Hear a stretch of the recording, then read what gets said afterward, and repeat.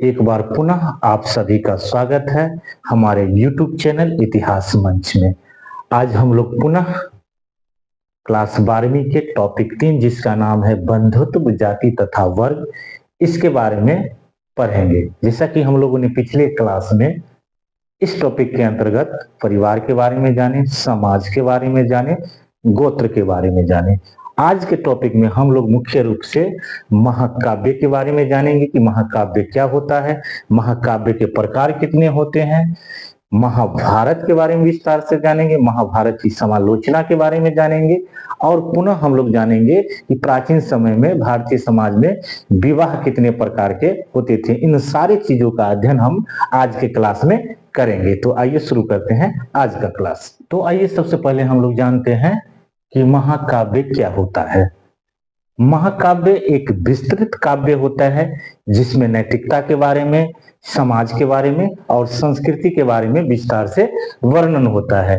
महाकाव्य में महानायकों की वीर गाथा के बारे में वर्णन होता है, युद्ध के बारे में वर्णन होता है, संघर्ष के बारे में वर्णन होता है और दार्शनिक विचारों के बारे में विस्तार से अध्ययन होता है। अगर बात करें इन्हें लिखने की शैली का, तो महाकाव्य छंदबद्ध शैली एवं अलंकृत भाषाओं के उपयोग के माध्यम से महाकाव्य की रचना की जाती है। अब क्वेश्चन उठता है कि महाकाव्य कितने प्रकार के होते हैं। तो महाकाव्य मुख्यतः दो प्रकार के होते हैं। एक होता है प्राचीन महाकाव्य और दूसरा होता है आधुनिक महाकाव्य। अगर बात हम प्राचीन महाकाव्य की करें तो इसमें रामायण और महाभारत प्रमुख महाग्रंथों में से एक है। अगर हम आधुनिक महाकाव्य की बात करें तो इसमें पद्मावत और कामायनी को रखा जा सकता है। तो इस तरह से महाकाव्य की प्रकार। तो आइए हम लोग अब जानते हैं प्राचीन महाकाव्य के बारे में। तो प्राचीन महाकाव्य की श्रेणी में दो महाकाव्य आता है। एक का नाम है रामायण जिसकी रचना वाल्मीकि द्वारा किया गया, जिसे आदि महाकाव्य कहा जाता है, और दूसरा है महाभारत जिसकी रचना महर्षि वेदव्यास के द्वारा किया गया है।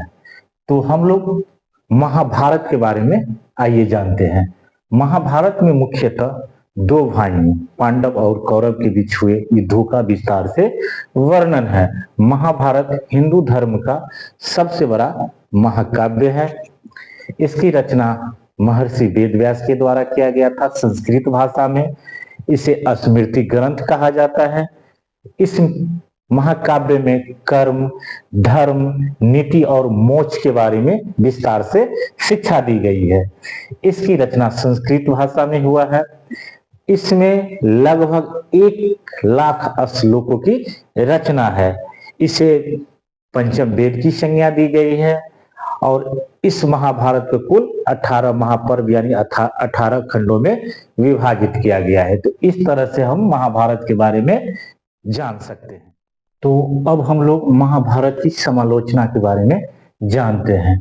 महाभारत महाकाव्य की समालोचना कई विद्वानों, इतिहासकारों और विचारकों ने मिलकर किया था, जिनमें से जो प्रमुख इतिहासकार विद्वान था उसका नाम था BS सुकंथर। इनके माध्यम से महाभारत की समालोचना किया गया था।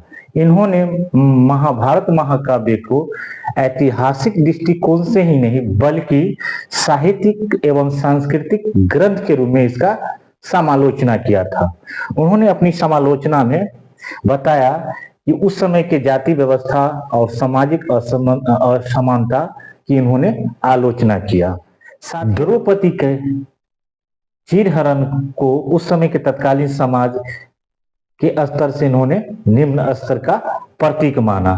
इसके अलावा उन्होंने अपनी समालोचना में महाभारत में धर्म और अधर्म की नीति के बारे में दिए गए वर्णन को भी भ्रामक बताया। तो इस तरह से BS सुकंथर ने महाभारत की समालोचना की।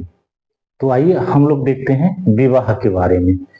विवाह हिंदू धर्म का एक संस्कार है। जब एक स्त्री और एक पुरुष सामाजिक परंपराओं के आधार पर, धार्मिक अनुष्ठानों के द्वारा, सामाजिक मान्यताओं के आधार पर जब एक हो जाता है, एक बंधन में बंध जाता है, तो उसे हम लोग विवाह कहते हैं। और प्राचीन भारतीय समाज में विवाह जो है गोत्र के आधार पर होता था।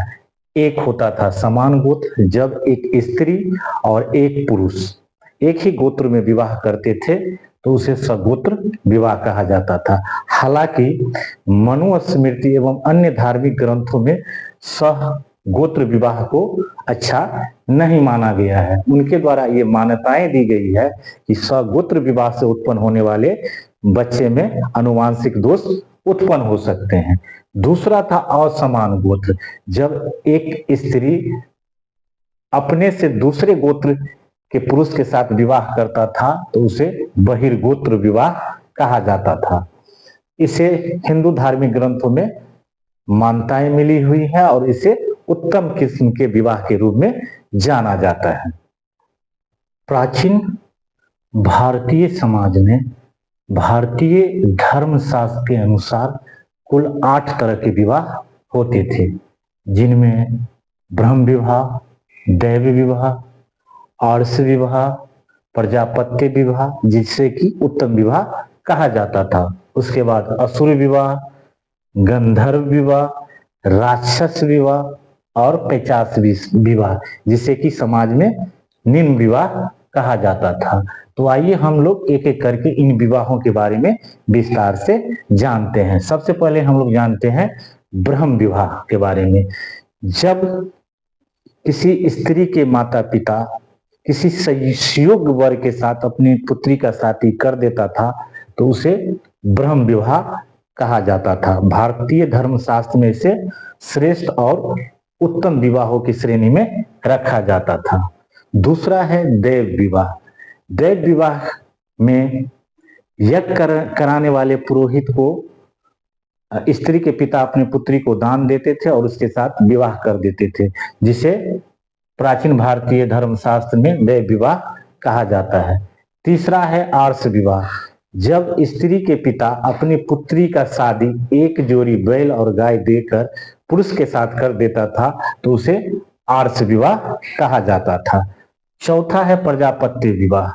जब स्त्री के पिता अपने मन से किसी वर का चयन कर अपनी पुत्री का शादी उस पुरुष के साथ कर देता था और उन्हें धर्म के अनुसार एक दूसरे के साथ रहने की प्रेरणा देता था तो इसे प्रजापत्य विवाह के रूप में जानते हैं। तो शुरू के 4 विवाह को धार्मिक ग्रंथों में उत्तम विवाह की श्रेणी में रखा गया है। 5वां है असुर विवाह। असुर विवाह में पुरुष स्त्री के माता पिता को धन संपत्ति का लोभ देकर उनके लड़की के साथ शादी कर लेता था, जिसे असुर विवाह कहा जाता था, जिसे कि समाज में मान्यताएं प्राप्त नहीं था और अच्छे श्रेणी के विवाहों में इसकी गिनती नहीं होती थी। 6ठा है गंधर्व विवाह। अगर हम गंधर्व विवाह की बात करें तो हम आधुनिक समय के प्रेम विवाह के संज्ञा में रख सकते हैं।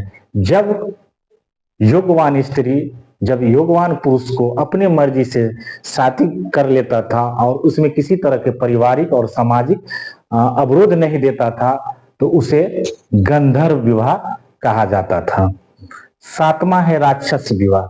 जब कोई पुरुष युद्ध या जबरदस्ती किसी स्त्री को उठाकर उसके साथ जब अपना विवाह कर लेता था तो उसे राक्षस विवाह कहा जाता है।